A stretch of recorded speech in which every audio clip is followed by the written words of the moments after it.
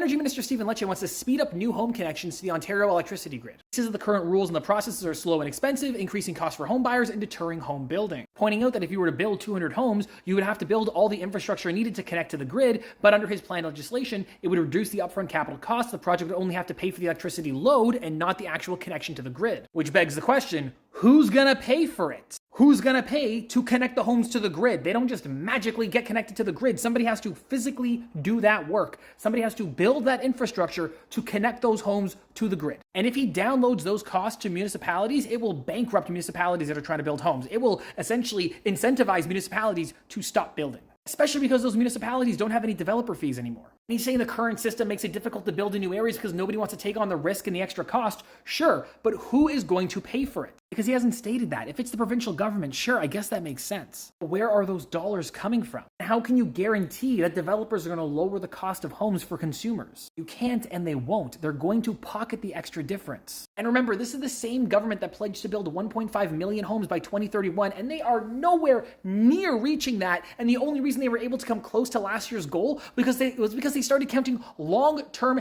care beds as homes. Just more incompetence from the Ford government. We've come to expect this from them. I just wish that Ford was as good at governing as he is at giving away our money. Well, because then he'd be an expert.